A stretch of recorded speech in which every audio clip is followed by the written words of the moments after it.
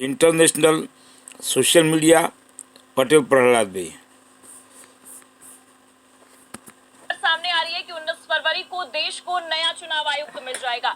एक तरफ नए चुनाव आयुक्त की नियुक्ति होगी तो दूसरी तरफ सुप्रीम कोर्ट में 19 फरवरी को ही सुनवाई होगी। तो ऐसे में नए चुनाव आयुक्त का क्या होगा? क्या मुख्य चुनाव आयुक्त राजीव कुमार को 18 फरवरी को रिटायरमेंट से पहले ही जेल होगी, या फिर कि चुनाव आयोग ने मोदी सरकार को फंसा दिया है? एक एक सवाल का जवाब आपको बताएंगे। साथ ही साथ सीजेआई संजीव खन्ना कैसे खेल गए हैं उस पर भी आएंगे और इस पूरे मामले पर चर्चा करेंगे। हमारे साथ प्रियंका जी मौजूद हैं, उनसे बातचीत करते हैं। प्रियंका जी, 3 नोटिस जारी किए गए मुख्य चुनाव आयुक्त राजीव कुमार के नाम से, लेकिन 18 फरवरी को उनकी रिटायरमेंट है। तो ऐसे में मोदी सरकार का क्या होगा और खासकर ये नोटिसों का क्या होगा? आपको बता दें प्रगति, अगर ये नोटिस की बात की जाए तो ये नोटिस सोशल मीडिया पर लगातार वायरल हो रहे हैं। चुनाव आयोग को टैग करके सवाल किया जा रहा है कि आखिर किस दम से सुप्रीम कोर्ट के नोटिस का जवाब चुनाव आयोग देने के लिए तैयार नहीं है।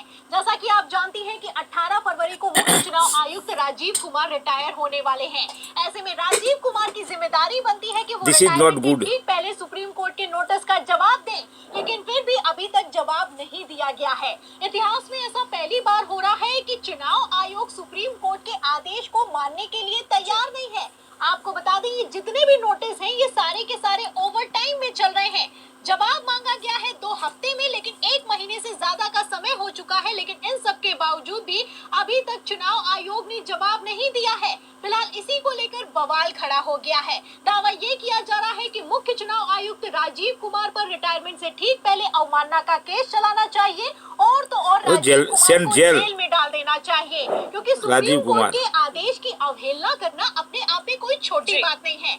और अगर नोटिस की बात की जाए तो नोटिस में क्या लिखा हुआ है वो भी मैं आपको फटाफट से बता देती हूँ।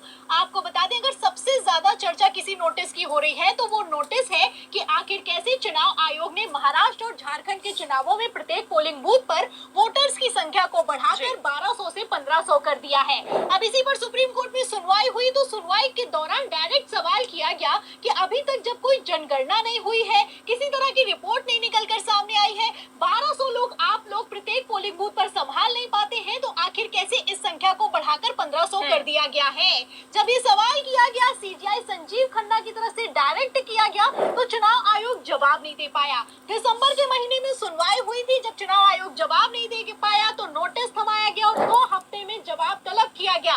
लेकिन हिम्मत तो देखिए प्रगति, ना इन लोगों ने सुप्रीम कोर्ट के अंदर कोई जवाब दिया था और ना ही 2 हफ्ते का समय खत्म होने के बाद अभी तक कोई जवाब दिया है। आलम तो ये हो चुका है कि 18 फरवरी को मुख्य चुनाव आयुक्त राजीव कुमार रिटायर होने वाले हैं। फिलहाल एक और नोटिस है, वो भी मैं आपको बता देती हूँ। इस नोटिस की भी ज्यादा चर्चा हो रही है। बॉम्बे हाईकोर्ट की तरफ से भी नोटिस थमाया गया है चुनाव आयोग को, जिसमें चुनाव आयोग ने खुद माना है कि महाराष्ट्र के चुनावों में 6 बजे के बाद 76 लाख से ज्यादा वोटिंग दर्ज की गई है। 10 साल लॉस्ट सवाल किया गया है कि टोटल का 12% आखिर के 1 घंटे में कैसे हो सकता है?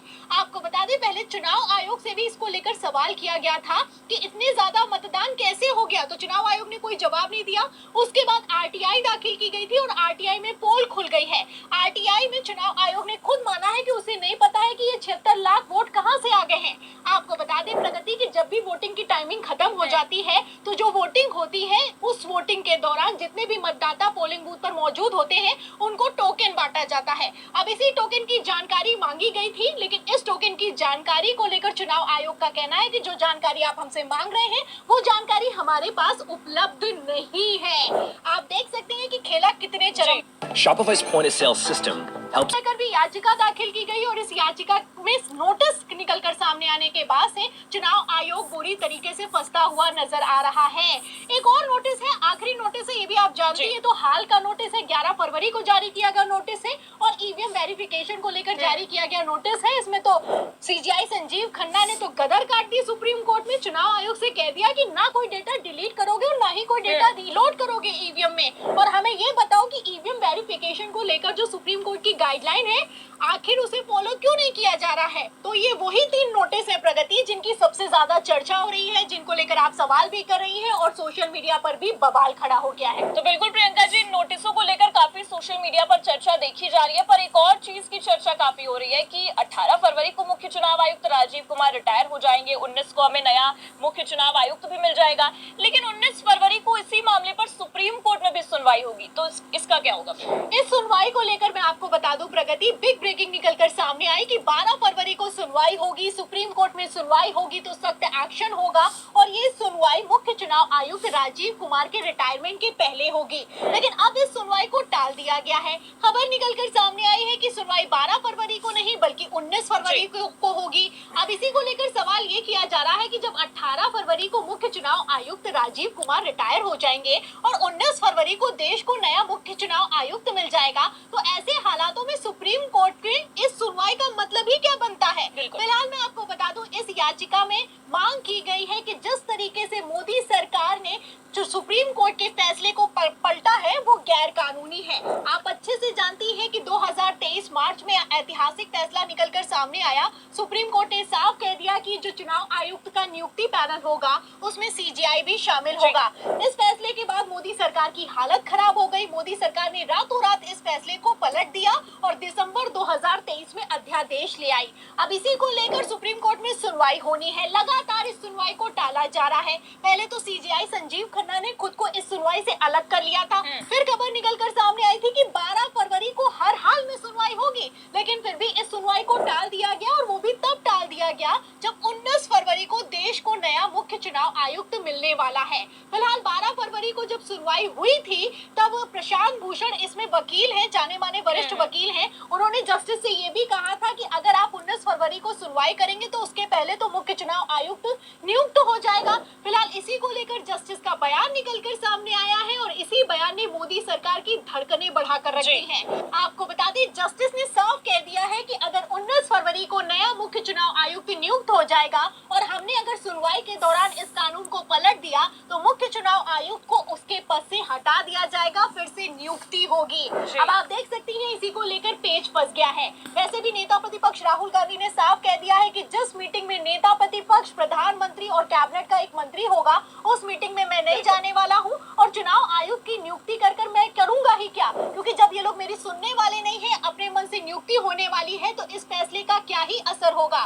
फिलहाल इसको लेकर पेच फंसता हुआ नजर आ रहा है। अब ऐसे में क्या होगा क्या नहीं होगा ये तो आने वाला वक्त बताएगा, लेकिन मोदी सरकार भारी टेंशन में दिखाई दे रही है क्योंकि मुख्य चुनाव आयुक्त मोदी सरकार के मन का हो, इसके लिए किस तरीके से भारतीय जनता पार्टी ने अपना पूरा सिस्टम लगा रखा है ये किसी से छुपा हुआ नहीं है। जब ये लोग अध्यादेश लेकर आए थे तभी समझ में आ गया था कि मोदी सरकार क्या करने की कोशिश कर रही है। फिलहाल पेच फंस गया है। 19 फरवरी को सुप्रीम कोर्ट में सुनवाई होने वाली है। 19 फरवरी को देश को नया मुख्य चुनाव आयुक्त मिलने वाला है। अब मुख्य चुनाव आयुक्त मोदी सरकार के मन का होगा या फिर कि सुप्रीम कोर्ट के फैसले के बाद ये फैसला पलट जाएगा, ये देखना अपने आप में दिलचस्प होगा। प्रगति। बिल्कुल प्रियंका जी, कह सकते हैं कि एक तरफ मुख्य चुनाव आयुक्त राजीव कुमार अपनी रिटायरमेंट से ठीक पहले भी फंसते हुए नजर आ रहे हैं और एक तरफ जो नए चुनाव आयुक्त की नियुक्ति होगी वो भी पेच फंसता हुआ नजर आ रहा है, क्योंकि सुप्रीम कोर्ट में भी उसी दिन सुनवाई होगी जब नए चुनाव आयुक्त की नियुक्ति होगी। तो अब ये देखना दिलचस्प होगा कि आने वाले समय में आखिरकार सुप्रीम कोर्ट के फैसले पर चीजें अमल होती है या फिर कि मोदी सरकार